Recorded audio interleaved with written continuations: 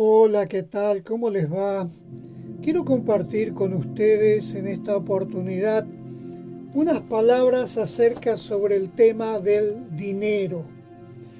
En el libro de Primera de Timoteo, capítulo 6, verso 9 al 10, encontramos lo siguiente: los que quieren enriquecerse caen en la tentación y se vuelven esclavos de sus muchos deseos.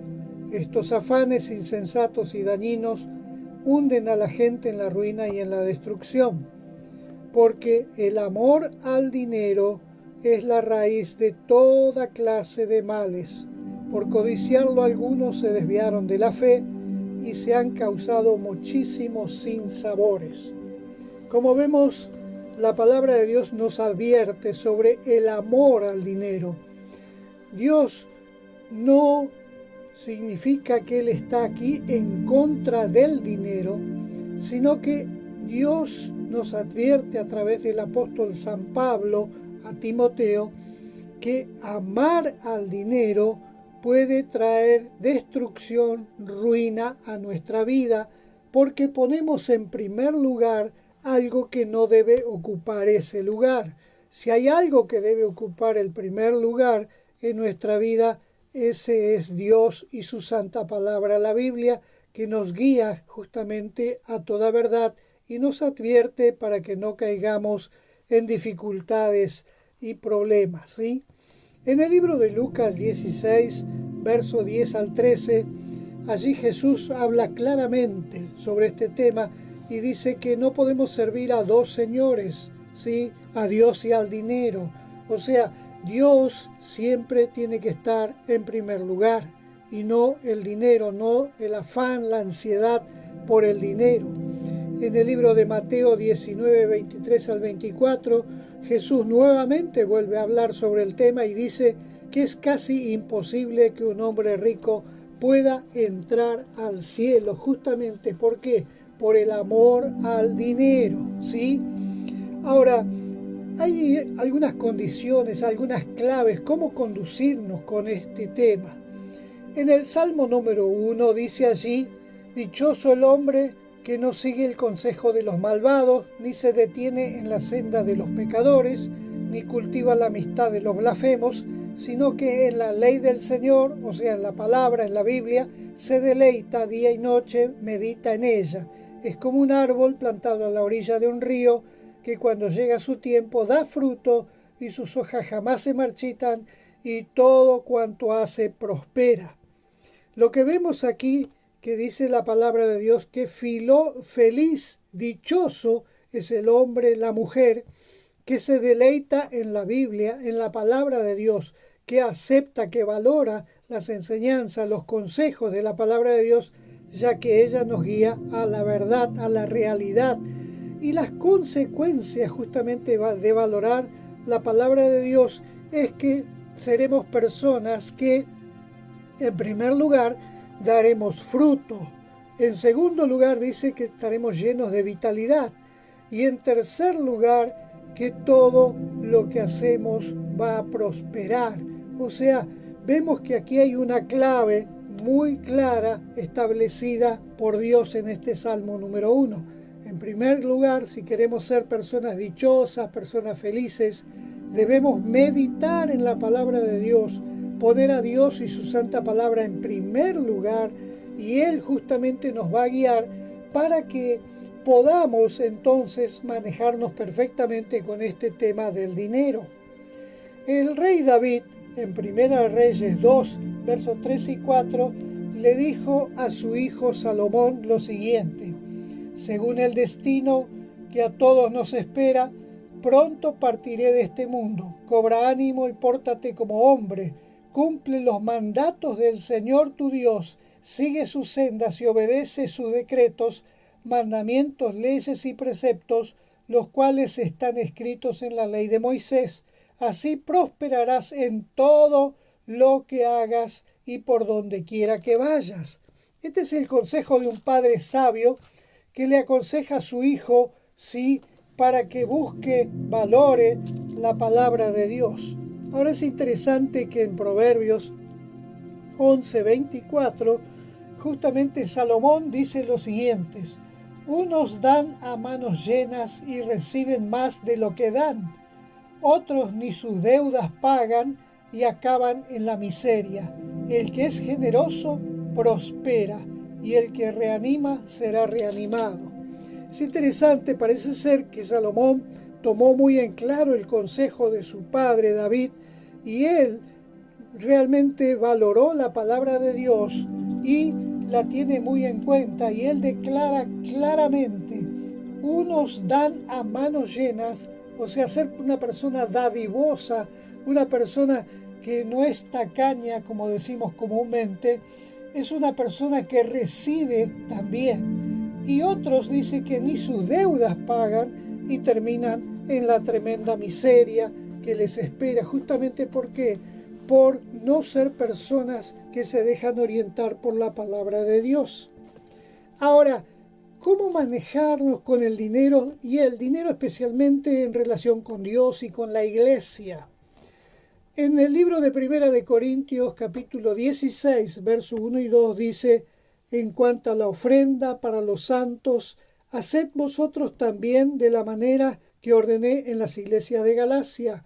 Cada primer día de la semana, cada uno de vosotros ponga aparte algo según haya prosperado, guardándolo para que cuando yo llegue no se recojan entonces ofrendas. Aquí vemos claramente la enseñanza del apóstol Pablo. Debían dejar algo aparte, un donativo voluntario para la obra de Dios. No se les exigía que den más de lo que puedan, sino de acuerdo a lo que han prosperado, aparten algo para ese fin. Ahora, el Señor Jesús aún también enseñó claramente en la Biblia sobre el tema de dar. Dice así en Mateo 23:23: ay de vosotros, escribas y fariseos hipócritas, porque diezman la menta y el eneldo, el comino, ¿sí?, las pequeñas especies, y dejáis lo más importante de la ley, la justicia, la misericordia y la fe.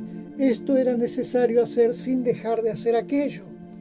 Vemos aquí que Jesús avala el diezmo, ¿sí?, de dar el diezmo.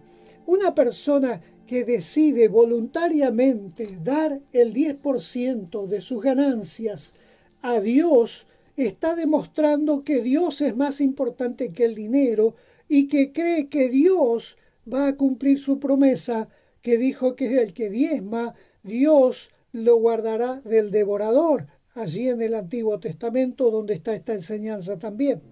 Entonces vemos claramente que si nosotros le damos al Señor y vivimos, como dice aquí, en primer lugar, en justicia, practicando la misericordia y la fidelidad a Dios, entonces Dios va a proveer para mí, ¿sí?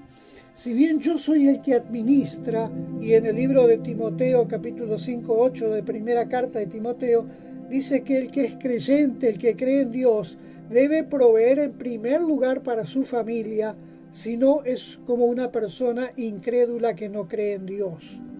Ahora, luego sí puedo ayudar, o si yo decido ayudar, puedo hacerlo después de que he diezmado al Señor. Puedo apartar algo más todavía, si yo lo deseo, es algo voluntario, pero no estoy obligado a hacerlo. Yo lo doy voluntariamente. Siempre las enseñanzas en la palabra de Dios son que sobre el tema del dinero y las ofrendas y los diezmos es algo voluntario que yo decido dar a Dios. ¿Por qué? Porque valoro a Dios, porque pongo a Dios en primer lugar, porque reconozco que Él es mi proveedor, porque de Él vienen todas las cosas. Hay un testimonio muy interesante que a través de los años se fue compartiendo con mucha gente y que le ha ayudado mucho a comprender cómo es la bendición de Dios en cuanto al tema del diezmo. Por ejemplo, hubo una persona de apellido Colgate, que era una persona muy pobre que caminaba por las calles vendiendo panes de jabón. Un día un pastor le dijo que ponga a Dios en primer lugar y que de lo poco que él ganaba le dé el 10% a Dios y que Dios iba a cumplir su promesa y que lo iba a bendecir. Este hombre le creyó al pastor y comenzó a hacer esto. Luego progresó de tal manera que fue el fundador de la empresa Colgate de la pasta dental que hoy muchos usamos, ¿sí? Entonces este hombre no solo que pudo establecer una empresa, este hombre valoró tanto a Dios que llegó a dar no solo el diezmo, sino que empezó a dar el 20%, después voluntariamente daba el 50%, y al final de sus días él terminó dando para la obra de Dios, para que se abran nuevas misiones y se lleve la palabra de Dios a distintas partes del mundo. Él llegó a dar el 90% de sus ganancias y se quedaba solamente con el 10%. Esto es justamente lo que la Biblia nos enseña, que cuando nosotros ponemos a Dios en primer lugar, valoramos más a Dios y le creemos a Dios, Él nos va a proveer todo lo que necesitamos. Lamentablemente muchas personas hoy dicen creer en Dios, pero a su vez hacen malabarismos de todo tipo para incrementar su patrimonio, para tratar de obtener más dinero, y no deciden creerle realmente a la palabra de Dios y confiar en Él. En primer lugar, como dice la palabra, debemos poner a Dios por sobre todas las cosas. Ser generosos, ser personas dadivosas, en segundo lugar. En tercer lugar, debemos ser personas justas, misericordiosas y fieles. Y Dios no te hará faltar nada, porque Él lo dice claramente en su palabra, que aquellos que le son fieles, que lo valoran, que lo tienen en cuenta y que valoran su santa palabra, esas personas Dios mismo se encargará de proveerle todo lo que necesitan y no les hará faltar nada. Es hermoso poder realmente ver cómo Dios opera aún en este aspecto que parece tan terrenal, pero Él provee. Sin duda que Dios provee para aquellos que esperan en Él. Dios abre puertas, Dios pone circunstancias y situaciones que hombres y mujeres puedan traer bendición a tu vida, sin que lo sepas a veces, y a veces de una manera inesperada, que no estaba previsto, vienen bendiciones a tu vida, porque es Dios el que pone en hombres y en mujeres y en el corazón de ellos bendecir tu vida. Que Dios te bendiga en poner a Dios en primer lugar.